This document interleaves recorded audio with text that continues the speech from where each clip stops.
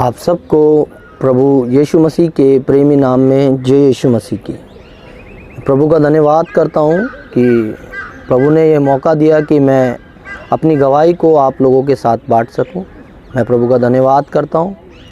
मैं दिल्ली शहर में रहता हूँ। मेरा नाम संदीप है और मैं एक हिंदू परिवार से बिलोंग करता हूँ।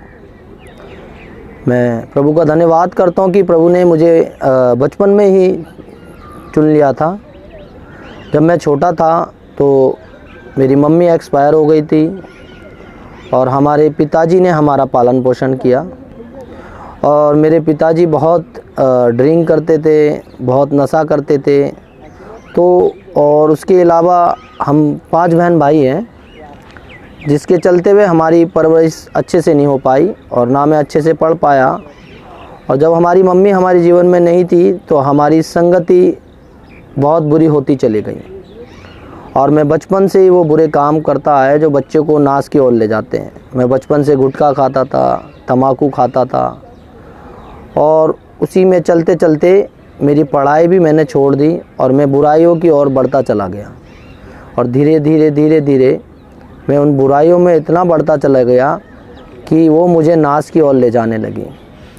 और फिर कुछ समय बाद ऐसा हुआ कि बचपन में ही बहुत प्रभु के ऐसे लोग थे जो हमारे यहाँ पे परमेश्वर का कार्य करते थे। उनके द्वारा मैंने प्रभु यीशु मसीह के नाम को सुना और जिस दिन मैंने प्रभु यीशु मसीह के नाम को सुना उस दिन से एक बड़ा बदलाव मेरे जीवन में आया और मैं प्रभु यीशु मसीह की ओर आकर्षित होने लगा। और जब मैं प्रभु यीशु मसीह के द्वारा सुनाई गई कहानियों को सुनता था तो उससे मेरे को बहुत उत्तेजना मिलती थी और मैं बचपन में प्रभु यीशु मसीह के बारे में जानने लगा। मगर उसी के साथ साथ मेरी वो संगति बढ़ती चली गई।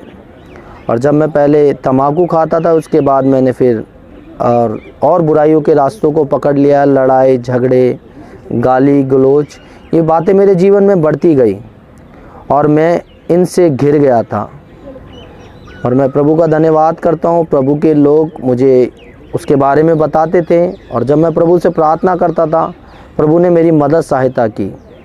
और 2005 में मैंने बपतिस्मा लिया और जब मैंने बपतिस्मा लिया उसके बाद मैं बहुत अच्छे से प्रभु यीशु मसीह के पीछे चलने लगा। मगर मेरी उन संगतियों ने और उन बुरे कामों ने मेरा पीछा नहीं छोड़ा और मैं पहले से भी ज़्यादा बुरा हो गया।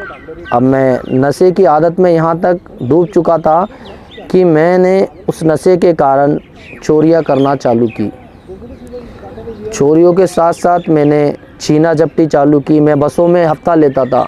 मेरे यहाँ जहाँ मैं रहता हूँ आज भी मुझे वहाँ लोग जानते हैं कि मैं किस तरीके से दारू पी के लोगों से पैसे छीनता था और उन्हें तंग करता था।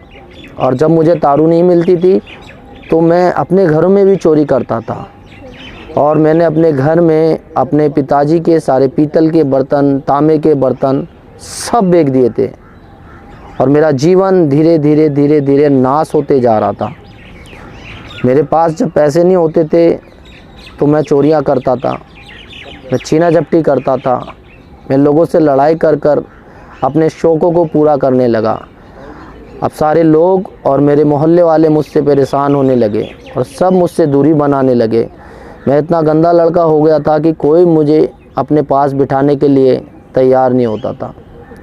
पर मैं एक दिन इस हालात में आ गया कि मैं अपने मन में सोचने लगा कि मैं अपने परिवार वालों को भी परेशान करता हूँ और बाहर वाले भी मुझसे परेशान रहते हैं, क्यों ना मैं मर जाऊँ।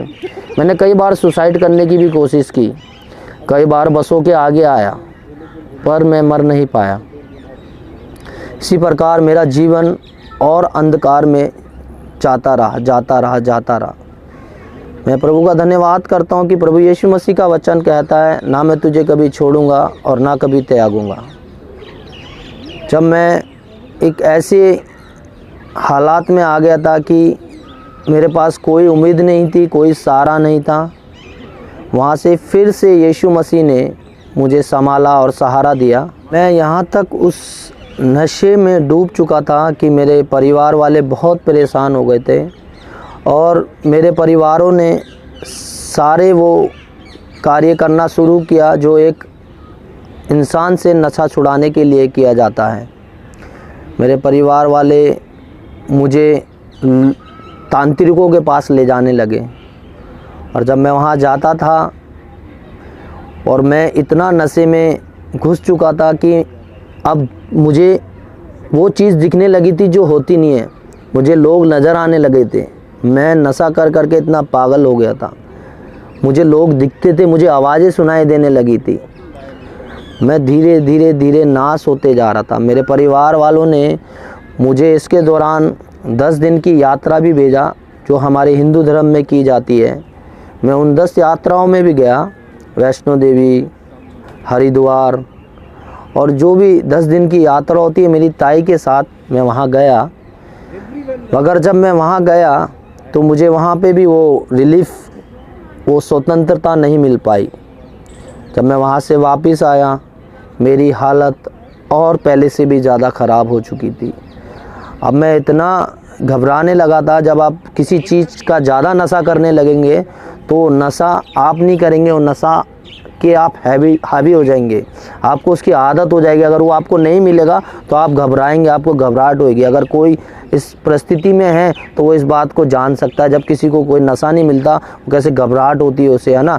मेरे हाथ पांव बहुत कांपते थे और मेरा पूरा शरीर, पूरा दिमाग काम करना छोड़ देता था, और मुझे सिवा नशे के कुछ नज़र नहीं आता था। आप हमारे वहाँ अगर जाएंगे लोधी रोड, वहाँ पे सुबह दारू मिलती थी ब्लैक में। मैं सुबह 3-4 बजे उठकर वहाँ जाता था और वहाँ से दारू लेता था, और लोग तो दारू में पानी पिलाते, मैं नहीं मिलाता था, मैं निटी पीता था। और कम से कम जब वो 4 पौए मैं ना पी लूँ जब तक मेरे को रिलैक्स नहीं मिलता था। और मैं सुबह से दारू पीना चालू करता था, और लोग मुझे जब देखते हुए सड़कों पे जाते थे तो कहते थे ये देखो दुनिया भगवान का नाम ले रही है और इससे देखो ये पी के सड़क पर सो रहा है। मेरी हालत तर से बदतर होती जा रही थी, और कोई भी मेरा छुड़ाने वाला ना रहा, कोई भी मेरा बचाने वाला ना रहा। उस समय मैं बहुत निराश था और बहुत ही टूट चुका था। मैं इतना निराश हो चुका था कि मैं चाहता था कि मैं मर जाऊं, और मैंने कई बार मरने का फ़ैसला किया। मैं बसों के आगे आया, मेरी हालत बहुत बहुत बहुत बहुत ज़्यादा ख़राब होती गई, और मैं इतना नशे का हैवी हो गया कि जब तक मुझे दारू नहीं मिलती थी तो मेरा शरीर काम नहीं करता था। अब वो दारू मेरे सर पे चढ़ गई थी और मुझे ऐसा ऐसा दिखने लगा, ऐसा ऐसा सुनने लगा जो नहीं होता और जो नहीं दिखता। मैं बहुत परेशान हो गया था मेरे भाई बहनों, और मेरे पास कोई उम्मीद नहीं थी। मगर मैं प्रभु का धन्यवाद करता हूँ कि उसने कहा ना मैं तुझे कभी छोड़ूंगा और ना कभी त्यागूंगा।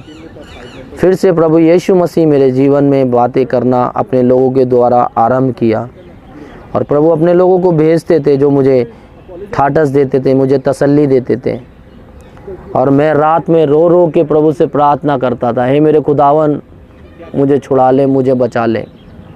एक बार की बात है कि मैं इसी अवस्था में अपने दोस्तों के साथ फ़िशिंग करने, मच्छी मारने के लिए यमुना नदी हमारी दिल्ली में गया। और मैं जब भी बहुत दारू पीता था, और ऐसा हुआ कि जब वहाँ हम फ़िशिंग करने गए, हमने वहाँ दारू पी, और दारू पीने के दौरान हम उस नदी में नहाने लगे। और मैं आपको बताना चाहता हूँ मेरे भाई बहनों, मुझे तैरना नहीं आता। जब तक हम किनारे में नहा रहे थे तो सेफ थे, मगर मैंने दूर देखा वहाँ कुछ बच्चे नहा रहे हैं और कुछ लोग ऊपर से कुछ सामान फेंक रहे हैं, वो उससे निकाल रहे हैं। तो मैंने भी अपने साथ खड़े हुए दोस्त से कहा कि मैं उस निशान को छू के आऊँगा, और वो निशान वो होता है मेरे भाई बहनों जहाँ लिखा रहता है खतरे का निशान। जब हमारी यमुना खतरे के निशान से ऊपर होती है तो पिलर के पास लोग न्यूज़ वाले दिखाते हैं। और मैंने अपने दोस्त से कहा देखो मैं उसको छू के आऊँगा, और मैं जब उसे छूने गया तो मेरे भाई बहनों मैं इंडिया गेट पे तैर तैर कर बड़ा हुआ हूँ। मुझे सीधा तैरना आता है मगर रुकना नहीं आता, पानी में रुकना नहीं आता। और जब मैं सीधा तैर के उस कम से कम नहीं तो 15 फीट से भी ज़्यादा दूर चले गया, 16-17 फीट दूर जब मैं चला गया तो वहाँ जब हम जाते हैं नदी में तो उसका स्तर बढ़ गया, और जब तक हम किनारे में नहा रहे थे तो हमारे पाँव में मिट्टी आ रही थी। बट जब मैं वहाँ चला गया तो वहाँ कुछ भी नहीं था सिवाय पानी के। अब मेरे भाई बहनों, मैं उस पानी में डूबने लगा, और डूबते डूबते जब मैं पहली बार डूबा, कम से कम नहीं तो मैं 12-13 फीट नीचे आया पानी में। और फिर मैंने कोशिश की, और जब मैंने ऐसे ऐसे कोशिश की तो मैं ऊपर आया फर्स्ट टाइम। फिर मैं सेकंड टाइम डीपली घुसा, फिर मैं दोबारा नीचे गया, मैंने फिर कोशिश की और मैं फिर ऊपर आ पाया। मगर जब तीसरी बार मैं डूबने जा रहा था, जब मेरे पूरे हाथ पाँव ठंडे पड़ गए थे और मुझे मौत एकदम नज़र आ चुकी थी, तब मैंने वहाँ अपने प्रभु को पुकारा और कहा, हे प्रभु यीशु मसीह, मैं अपना आत्मा तुझे सौंपता हूँ। और उसी क्षण एक हाथ आया और उस हाथ ने मुझे उसी पिलर के ऊपर लेटाकर मेरे पेट से पानी निकाला और कहा कि अब हाथ पाँव मत चलाना। और वो फिर से मुझे उस नदी से तैरा के बाहर लेके आए। मेरे भाई बहनों, उन्होंने खुद इस बात का बयाना किया कि जिस जगह तुम डूब रहे थे वहाँ मेरा एक जवान बेटा जो तुम्हारी उम्र का था डूब कर मरा था, जिसे पूरा तैरना आता था, मैं उसे नहीं बचा पाया। मैं नहीं जानता तुमने किसे पुकारा। और मेरे सारे दोस्त, उनके चेहरे देखने के लायक थे, क्योंकि वो एकदम घबरा चुके थे कि अब ये मर गया और हम सब जेल गए। मगर मैं प्रभु यीशु मसीह का धन्यवाद करता हूँ कि प्रभु यीशु मसीह ने मुझे एक नया जीवन दिया, और 2011 में मुझे ये जीवन दोबारा मिला।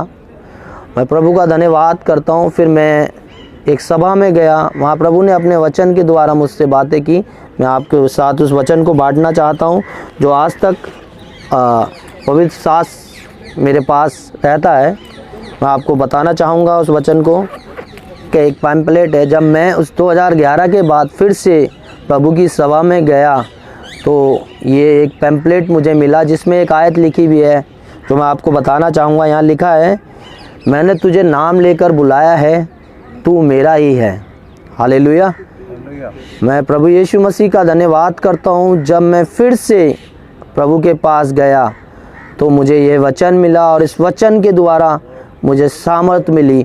और प्रभु यीशु मसीह ने जिस कामों को मैं छोड़ नहीं पा रहा था, जिन कामों से मैं निकल नहीं पा रहा था, मैं नॉन स्टॉप स्मोकिंग करता था और मैं दारू का इतना हैवी था कि मुझसे दारू कभी नहीं छूट सकती थी जीवन में।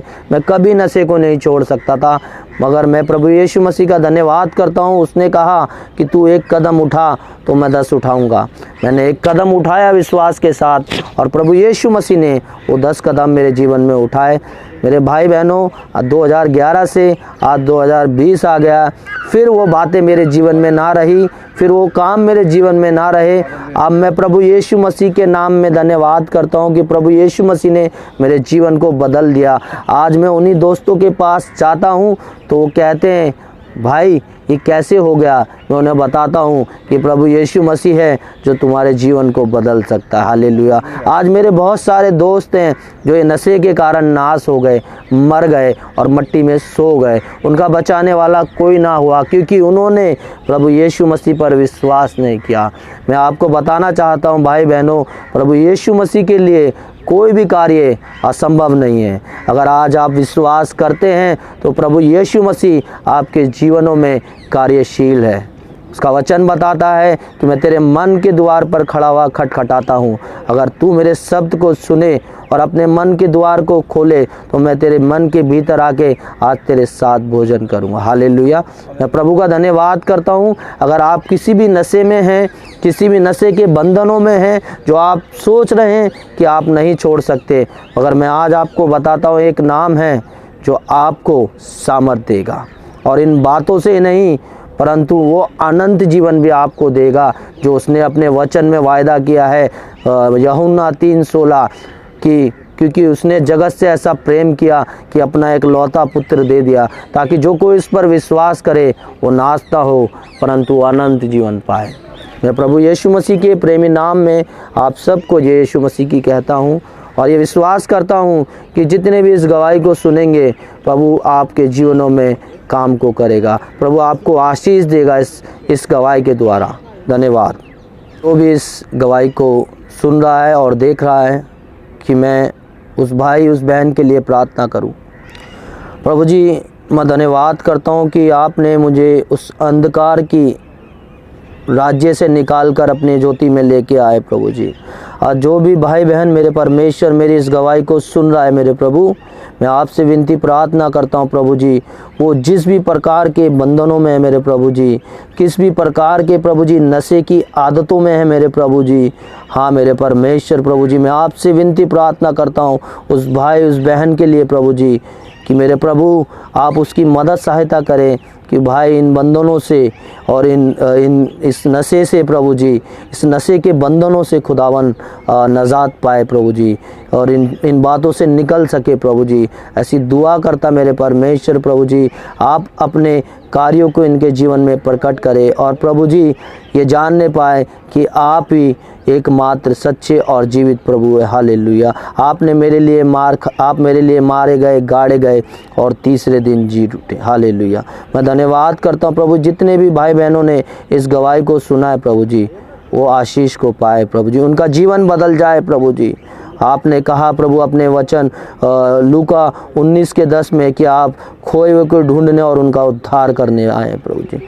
आज जो भाई इन बातों में खोए हुए हैं प्रभु जी, जो बहन इन बातों में खोई हुई है प्रभु जी, और वो जो अपने मन में इस विचार को बना रहे हैं कि प्रभु जी वो इन बातों से नहीं निकल सकते, इन कामों से नहीं निकल सकते, पर हाँ प्रभु जी आप सामर्थी परमेश्वर हैं। आप ही ने आकाश और पृथ्वी को बनाया है प्रभु जी, आप ही के द्वारा संपूर्ण सृष्टि रची गई है मेरे प्रभु जी। मैं आपसे विनती प्रार्थना करता प्रभु, मेरे इस भाई के लिए, मेरे इस बहन के लिए प्रभु जी, आप इन बंधनों को इनके जीवनों से तोड़ दीजिए यीशु के नाम से प्रभु जी। ये आपका वचन बताता है यूहन्ना 8:32 कि तुम सत्य को जानोगे और सत्य तुम्हें आज़ाद करेगा। हाँ प्रभु जी, आप इनकी मदद सहायता करें सत्य को जानने पे। सारी महिमा आदर आपको देते प्रभु, यीशु मसीह के नाम से इस विनती प्रार्थनाओं को मांगते हैं, आमीन।